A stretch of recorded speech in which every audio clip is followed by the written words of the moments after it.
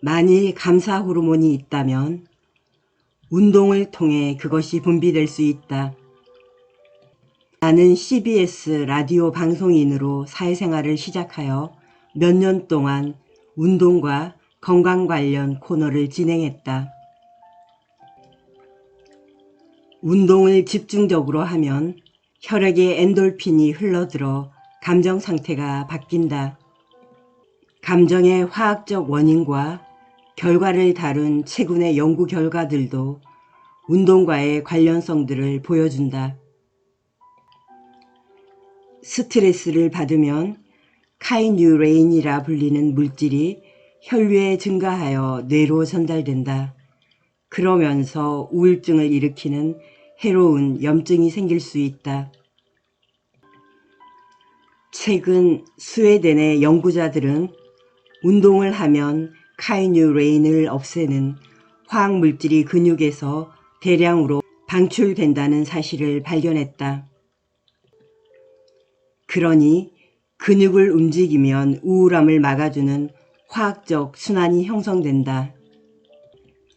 오래전부터 과학자들은 달리기 하기 전과 후의 두뇌 움직임이 달라진다고 추정해왔다. 그리고 실제로 최근에 펫 스캔을 이용해 달리기를 한 이후 두뇌가 바뀐다는 사실을 증명해냈다. 운동을 할 때 혈액에서 증가되는 엔돌핀은 두뇌로 전달된다. 운동할 때 세로토닌이나 도파민 같은 신경 전달 물질도 활성화되어 우리의 마음에 마법을 부린다. 실내 헬스장이나 닫힌 공간 안에서의 운동보다 자연과 함께 할 수 있는 운동이 더 큰 감사와 무기력과 우울을 치료한다는 것도 알게 되었다. 자연과 일부가 되는 활동은 이 세상과도 연결되어 있다는 무의식적인 감각이 깨어나고 우주의 광대함을 느낄 수도 있다. 햇볕, 나무, 바람, 해변에서의 모래의 감촉, 새가 지저귀는 소리, 이러한 자연의 것들은 하늘과 땅과 나를 둘러싼 모든 공간과 연결된 기분을 갖게 한다. 자연은 스트레스 완화에 역할을 하며 건강에 큰 도움이 된다는 사실이다. 자연은 두뇌의 생리를 바꾼다.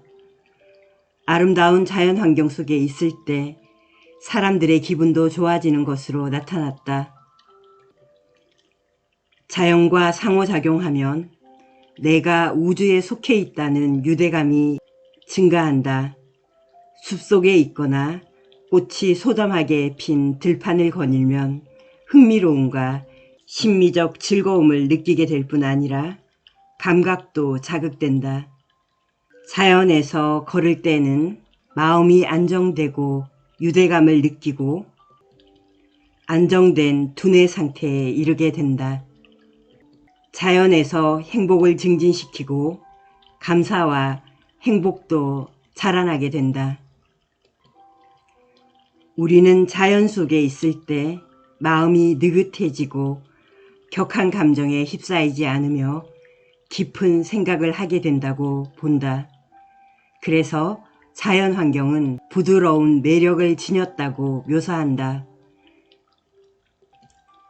구름, 일몰, 눈, 산들바람에 살근살근 흔들리는 나뭇잎, 이러한 것들은 사람들의 시선을 쉽게 사로잡지만 그 방식은 소박하다. 그러나 이 소박함은 스트레스를 줄여주고 집중력을 높여준다. 자연은 창의력도 높여주며 주의력과 만족 지연 능력에 문제가 있는 아이들에게 도움이 될 수 있다. 구름과 나무와 향기로운 꽃 속에 에워싸여 있으면 마음을 진정시키는 파동이 형성되며 이 파동은 자기 자신을 넘어선 더 큰 존재와 자신이 연결된 느낌을 준다.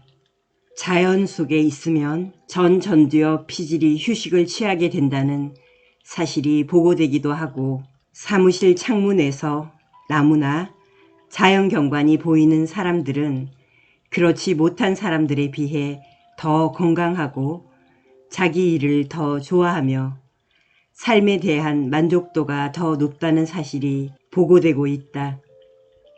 나는 주말에 달리려고 할매길에 또 갔다.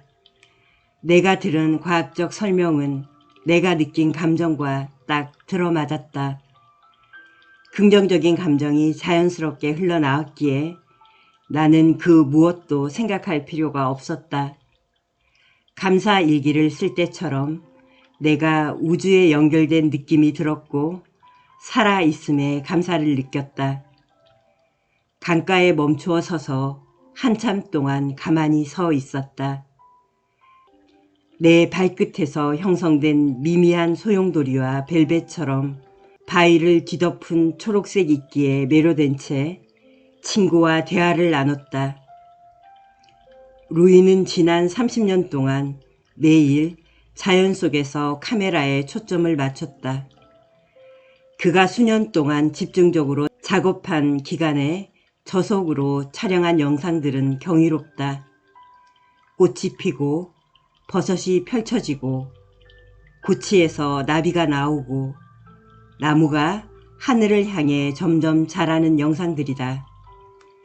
그 이미지들은 우리를 외부 세계와 연결한다. 우리는 그것을 보면 매일의 경이로움에 대해 마음속 깊은 곳에 감사의 파동이 흘러나오는 것을 느끼게 된다. 땅속에선 자기 파동이 나오는데 그것을 포착하여 사람들과 공유한 영상들은 그보다 더 강한 파동을 만들어내는 것들이다. 감사의 감정은 두뇌가 인지하기도 전에 본능적으로 발생한다. 사실 우리는 작은 것들에 감사를 느낀다. 사람들은 자녀나 가족과 함께 보내는 소소한 시간이나 커피 한 잔 함께 했던 일요일 아침 식사 시간을 소중하게 기억한다. 그러한 감정들이 감사로 이어진다. 19세기의 자연주의자 존 무어는 우주와 연결되는 가장 확실한 방법은 자연 그대로의 숲속에 있는 것이다 라고 말했다. 내 경우를 봐도 숲에서 걷거나 산 정상에 서 있거나 바다를 바라볼 때 감사라고 밖에 이름 붙일 수 없는 어떤 감정이 모락모락 생긴다. 뮤어와 루이는 모두 광대한 우주와 하나가 되는 그 느낌이 무엇을 뜻하는지 분명히 알고 있었으리라. 집에 돌아오자 테라스에 놓인 5개용 안락 의자에 남편이 앉아서 산을 바라보고 있었다. 무릎엔 아이패드가 있었지만 그것을 보는 것 같지는 않았다. 뭘 하고 있어? 내가 물었다. 그냥 앉아있지. 평소에 너무 활동적인 남편이 이렇게 말했다. 나는 옆 의자에 털썩 앉으며 그렇담 나도 여기 앉아야겠네 라고 말했다. 우리는 해가 산 뒤로 넘어가면서 하늘이 휘황한 주황색 띠로 물드는 모양을 지켜보았다. 나는 남편에게 자연 속에 있으면 감사가 생겨난다는 말과 나의 달리기에 대해 말해주었다. 우리는 그렇게 그곳에 앉아 있음에, 살아 있음에 얼마나 감사한지 의식적으로 집중할 필요가 없었다. 자연이 자신의 경이로움을 스스로 드러내었고 우리는 온 몸과 정신으로 그것을 속속들이 느꼈기 때문이다. 내 영혼은 이 세상의 아름다움 없이는 천국에 이르는 계단을 찾지 못하네. 그렇게 내가 말했다.